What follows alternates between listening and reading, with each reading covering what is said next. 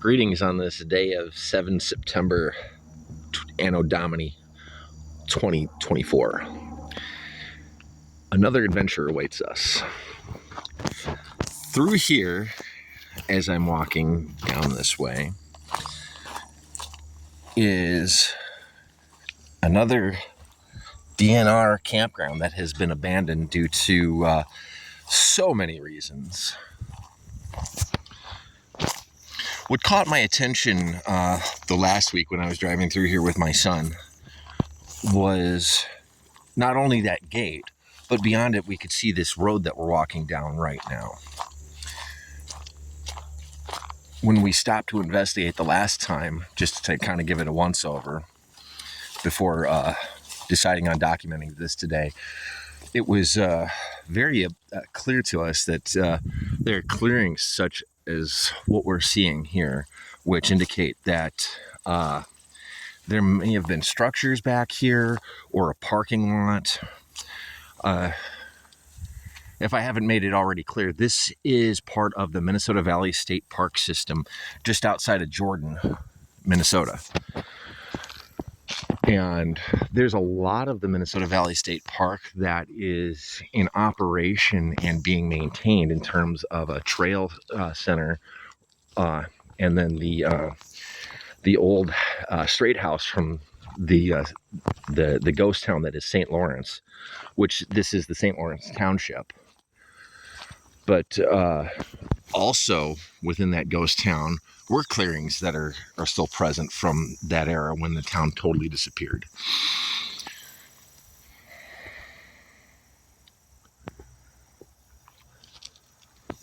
Yeah, more of a clearing that I didn't even realize the last time I kind of came through here for a once over. But yeah, this is indicative of something that was out here. I'm not quite sure what was there and there, but we'll press forward with what we've discovered so far in terms of what's still visible to us.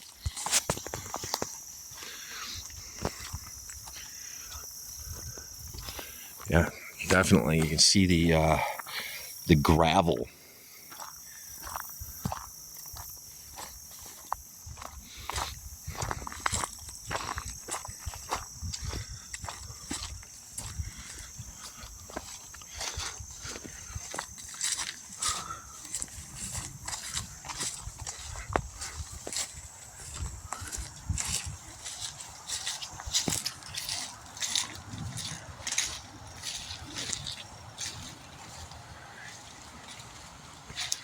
And here we have found a creek. See if I can push through here without my legs getting torn up any worse than they already are. All right, look at that. So, a creek flowing that direction. And there's all sorts of these little creeks and water structures.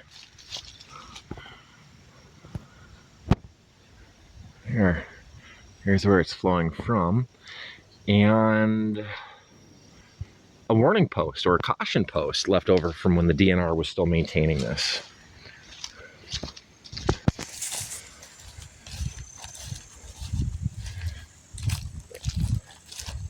And then there might, this again, as you can tell by the way this is cut in these, I forget, are they spruce? These trees here, they're not exactly native, but there seems to be some sort of road structure that was established here, going back to a clearing way back there, and then to stop anybody from driving there when this was still an active roadway, they put this rock in the middle. When we were here the last time, somebody, oh, it's still here. So this bouquet, definitely not natural.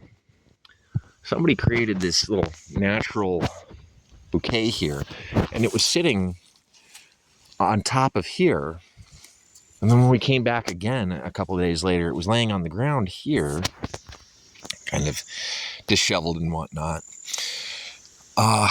The way it's been laid there and the way it's been physically moved around, somebody's been out here doing something.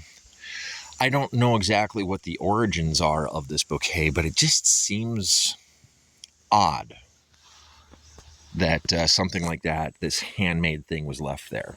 And I'm going to leave it at that. When word of advice is, when something like that is seen and changes in it are observed, don't touch it because it means something to somebody else. Do not disturb it. So let's continue on.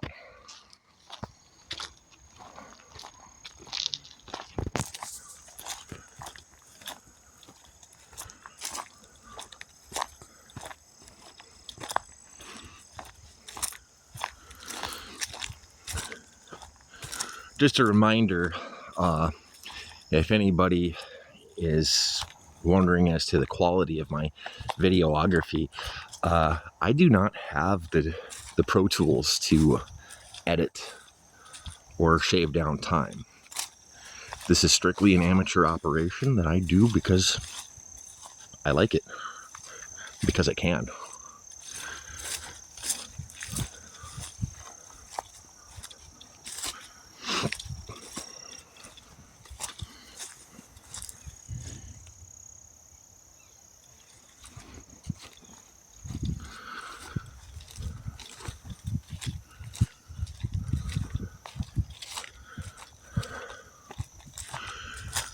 All right.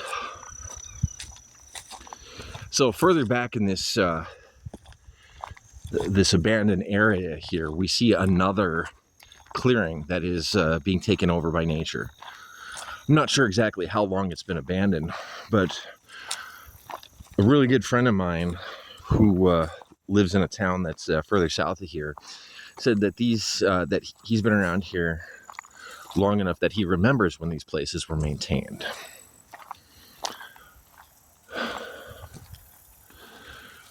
So look at the difference in vegetation. There's this central clearing right through here, and then overgrowth that has appeared here, and overgrowth that has appeared there. And then we still have this road that I'm on that comes out from the wood line there, through the wood line, and then as we follow it, snakes around. And our experience when we scouted this originally, before deciding that we were going to do a full-blown documentary, was that there are parking lot ground pylons, so to speak, for want of a better term. Because I'm not a construction worker who would know these terms. If anybody out there is adept at working in construction, I'd like to know.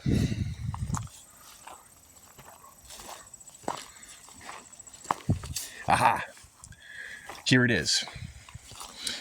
So what we have here, see that cement pylon that's laying on the ground there? This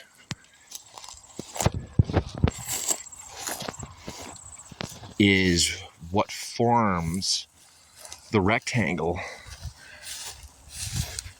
in which a parking lot was formed. So what we see here is the corner right here. So there's that part, and then here's the rest of it. So this whole area here had something to do with parking at one point. I'm still not sure why the difference in vegetation is here, but as we follow this further, we definitely see this artificial construction that we can still follow since this was abandoned some unknown years ago. I may have to consult with a aforementioned friend who also is part of the ham radio club that I'm part of, to consult on this, because maybe he knows.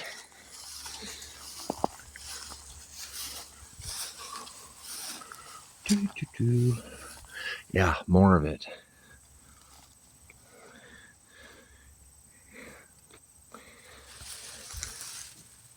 Yeah, more of the cement.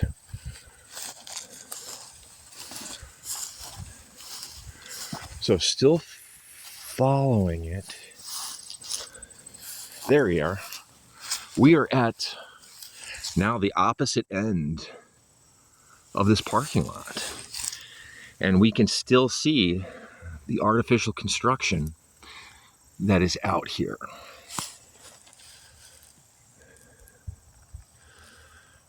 And given the way that road comes out from there, from the wood line, and then goes all the way over to that leftover barrier from the DNR, which is the boundaries for a primitive campsite and such. This makes sense.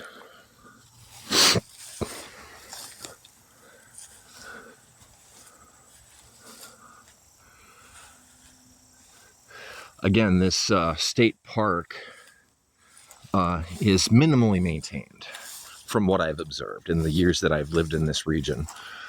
There's no ranger contact station. It's mainly a series of back trails. Now, here's an interesting structure too. So this berm here, I don't know what this was supposed to represent, but see how the elevation changes? If I'm estimated it correctly, the elevation changes up to my knee. Or, well, let's see, I'm standing at the top of it now, and still we see a distinctive wood line going around. Ow, that was fun. Just stabbed myself. Yeah, looking down, this may be taller than maybe up to my hip.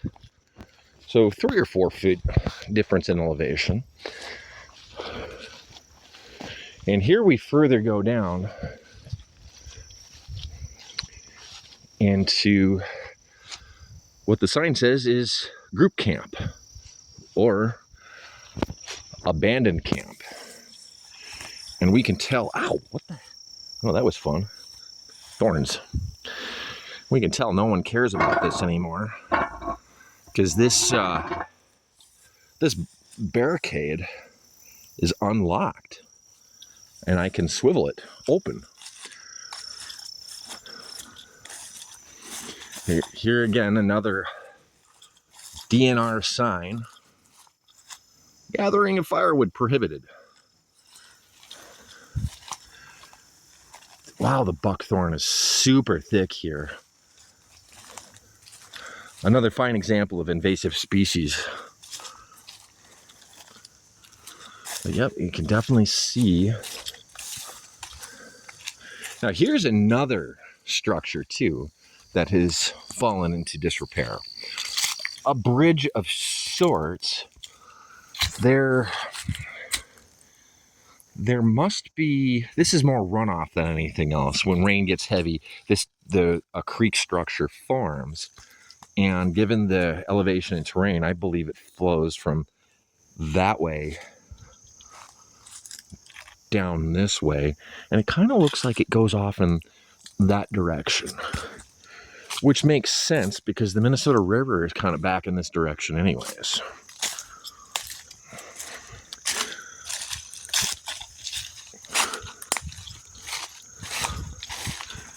And here it is, a little fork in the road to where we can take either side. And my guess is that clearing right there was where one would set up a tent, and that over there is the same thing.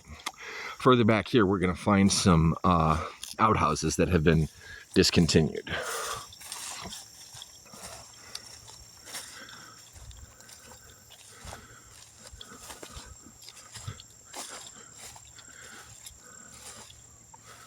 Oh, I should have worn better shoes. Look at that.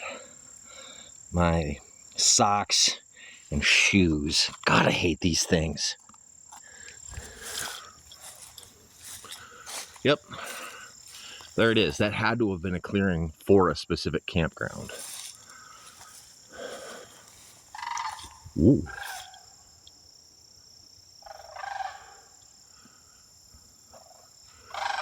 Aha.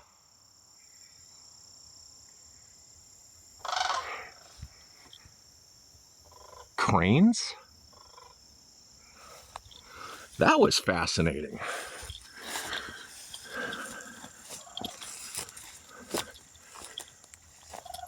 Hence why I do this. So a footpath over to the same. I'm willing to bet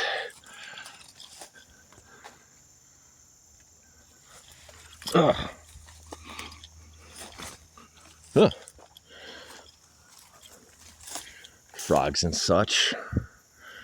The overgrowth is full of thorns. Too much for my taste. So anyways, this is the back path from that adjacent campground to get over to these outhouses.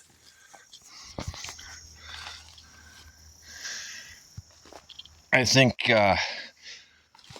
once that first frost hits and the undergrowth dies down and the mosquitoes aren't so bad, I may crack open those doors just to see if it's worth documenting. God knows what's inside them, since they are outhouses. Ugh. Speaking of stuff, I just walked into a spider web that spanned this back road here. But as one can see, as we look through this, this is still part of a discontinued road that goes all the way through. Further down, may not be visible as far as the camera goes, but I can see it with my own eyes, that this connects to a well-maintained DNR trail that runs parallel to the Minnesota River.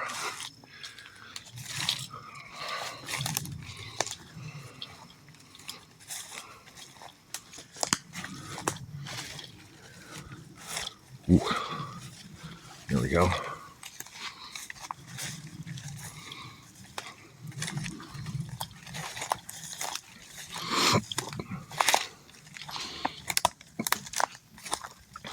And more of these. There again, I don't know if they're spruce, but there's a lot of heirloom trees out here that aren't part of the native ecosystem, not counting the buckthorn.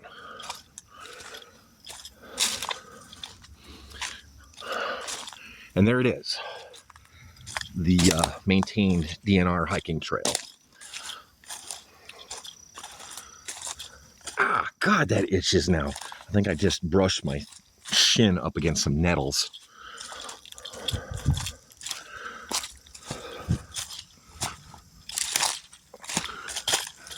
All right, mosquitoes. I know I should wear bug repellent, but I just cannot stand the smell or the feel of it against my skin. So, there's another creek. But what's interesting now, when we get down further this way, looking down this way, that's a road. That is a full-blown road that went through here.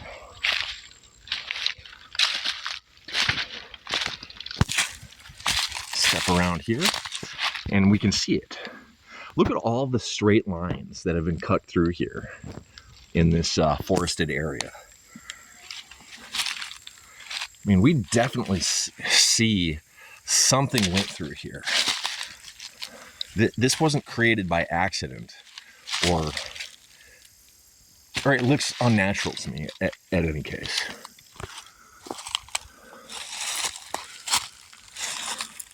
So there we go. And that way takes us back up to that abandoned campground. Well, as I get my finger out of the way of the lens, this has been another moment exploring something abandoned. And if it's abandoned, I will find it. And if I can, I will occupy it. Envia.